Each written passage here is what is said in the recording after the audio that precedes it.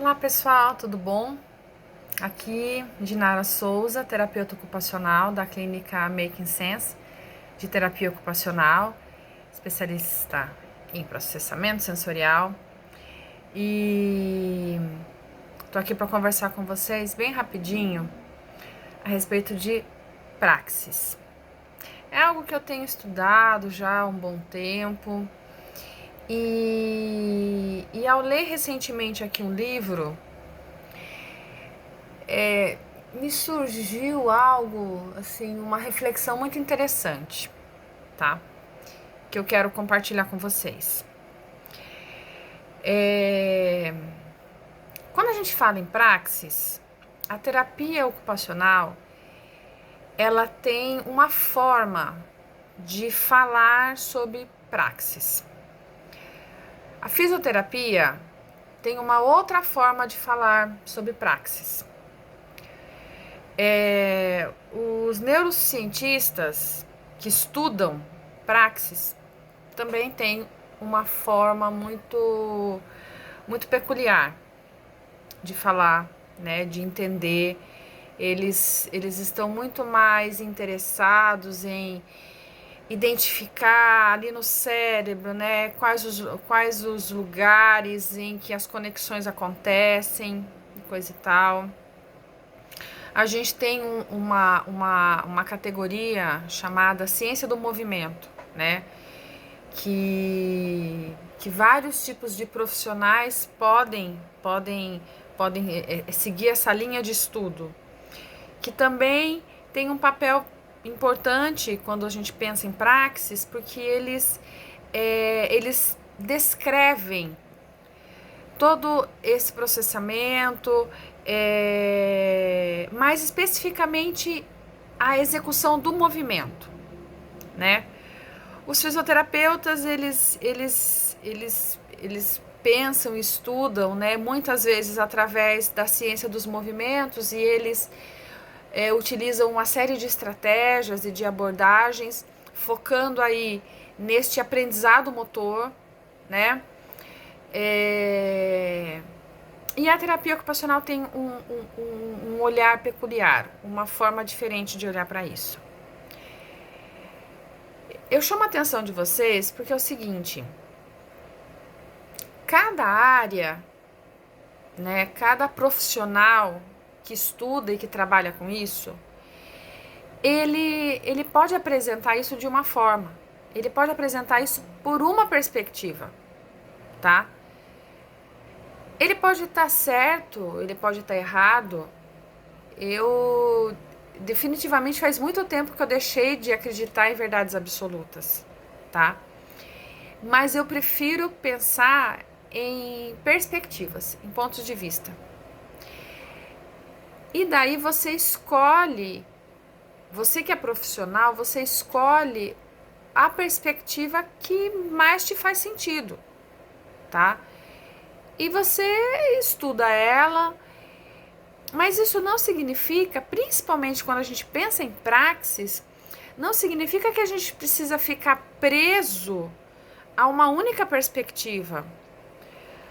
A praxis, ela é tão complexa e ela envolve movimento e ela também envolve cognição e ela também envolve linguagem. Ela é tão complexa, ela envolve todas as regiões do cérebro em conexão, uma seguinte à outra, uma suscetível à outra, uma impactando a outra, que é possível sim você estudar praxis por várias perspectivas e daí você ir utilizando aquilo que te faz sentido, aquilo que você testa e dá certo com aquela criança, aquilo que você testa e dá certo com aquela pessoa. Eu costumo dizer que nós temos alguns profissionais que eles são xiitas, que eles se apegam a um determinado modelo, a uma determinada perspectiva, e se agarra aquilo e defende aquilo como se tivesse quase que numa luta militante Eu acho curioso esse tipo de pessoa. Eu acho muito interessante esse tipo de pessoa. Muito interessante mesmo. Mas confesso para vocês que me encantam, que eu fico completamente surpreendida e, sabe, encantada e apaixonada por aquelas pessoas que conseguem olhar por diferentes perspectivas e mostrar pontos de vista diferentes, e fazer uso disso na sua prática clínica. Eu acho isso fantástico, fantástico. E eu tento fazer isso. Eu prometo para vocês, eu juro para vocês que eu tento fazer isso. É por isso que eu me meto, sabe, em estudar tantas coisinhas diferentes. Porque para mim, cada caso que me chega, cada criança, cada adolescente, cada indivíduo que chega para mim, e quando eu faço a avaliação, eu olho para o caso assim, e eu me sinto assim, sabe? Eu tenho, é como se fosse uma síndrome de Dr. House, sabe? Para quem assistiu aquela série que passava na Universal. Ou senão um caso de mistério assim a ser descoberto, como a gente via também naquela outra série. Vocês sabem que vocês estão percebendo que eu sou viciada em série, né, de televisão, de canal. Aquela outra série tipo CSI ou Criminal Minds, sabe, assim, de investigação. Então, para mim, cada caso que me chega, eu entro assim num personagem, sabe, de uma série de investigação, onde eu vou coletando cada pista e eu vou tentando e eu vou pensando, e se eu não sei eu peço ajuda. E eu descaradamente, se eu não sei, eu vou lá e eu ligo para alguma física que é minha amiga, ou eu ligo para alguma neuro, ou eu vou atrás de fono para entender mais de linguagem e de cognição e de simbolização e representação, sabe? Eu vou fuçando, eu vou fuçando, eu vou cavando, eu vou cavando. Eu gosto disso. E eu sou completamente apaixonada por quem também pensa como eu. Então, eu vim aqui hoje falar para vocês que se o profissional A que atende um cliente tem uma perspectiva e fala, né, explica de uma forma, e se o profissional B explica de uma outra forma, não significa que A está certo e B está errado ou vice-versa. E também não significa que os dois não prestam. Apenas que possuem perspectivas diferentes. E na ciência a gente vê muito isso, tá? É por isso que a gente fala tanto essa coisa da evidência científica. O que é que tem mais evidência científica? Não é o que é melhor, não é o que está certo. Pode ser que a perspectiva A tenha mais evidência científica do que a perspectiva B. Não significa que seja melhor. Significa apenas que A foi mais estudada, foi mais pesquisada e foi encontrado resultados mais consistentes.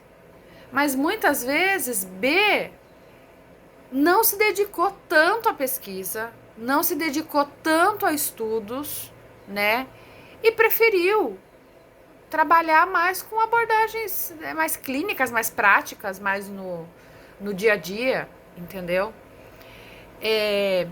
Desde que eu comecei a estudar a história, tanto a história da psiquiatria, como a história da medicina, tal, a gente vê, a gente constata isso, vocês mesmos podem procurar aí no Google, enfim, que em cada momento a evidência científica muda.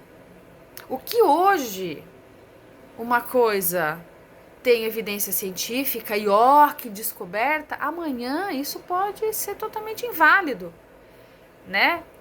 Um exemplo simples aí é a história do glúten, né? Tem hora que tem aí que a gente vê um boom, o glúten faz mal, não coma glúten, não sei o que, o glúten, tira o glúten da dieta. Daqui a pouco volta o glúten pra dieta, descobre outra coisa. O ovo, tira o ovo da dieta. Daqui a pouco descobre outra coisa, volta o ovo na dieta. Então, ou seja, gente, a ciência, ela é mutável, ela se modifica, ela é cíclica. E que bom que isso acontece. Que bom que nada é permanente, né?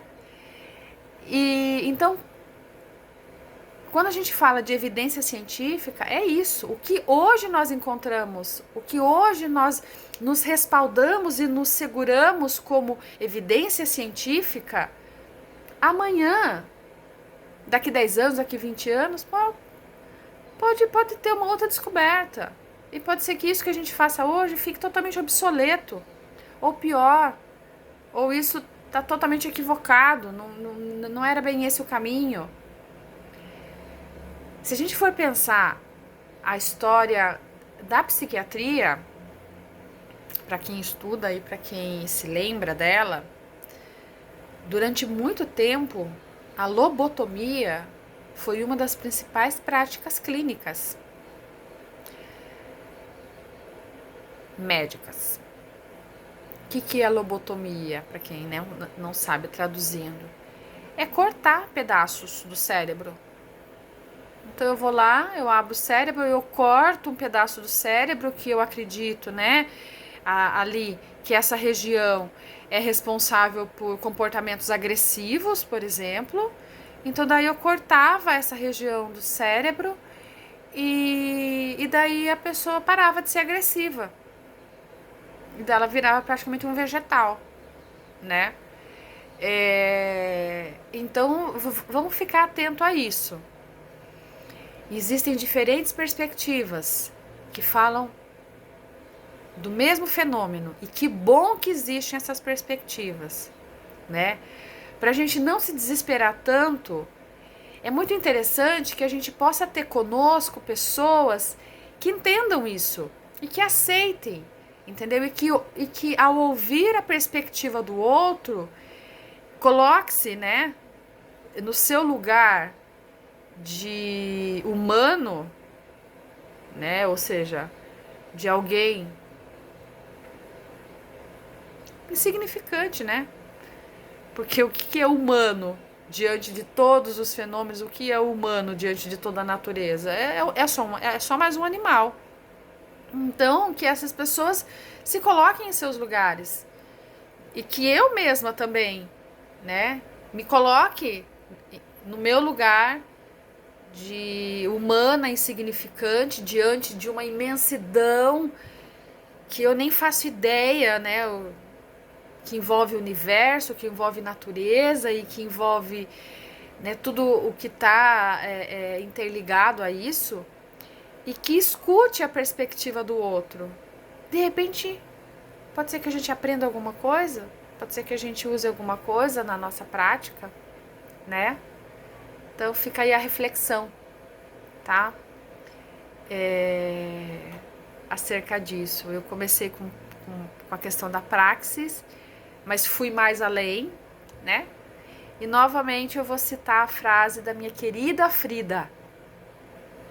Não quero que você pense como eu. Só quero que você pense. Beijo a todos, até a próxima.